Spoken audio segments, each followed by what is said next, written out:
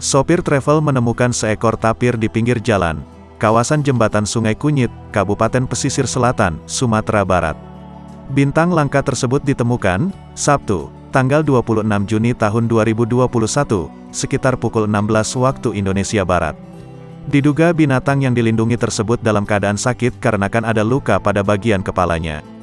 Bahkan, saat didekati, hewan tersebut tidak lari dan tak takut dengan manusia. Penemuan tapir di pinggir jalan ini viral di media sosial. Karena lokasi kemunculan satwa ini berada di pinggir jalan, keberadaannya menjadi tontonan pengguna jalan. Kasubag DEPK Balai Besar Taman Nasional Kerinci Seblat, Hamzah, saat dihubungi tribunpadang.com grup Tribun Lampung membenarkan peristiwa tersebut.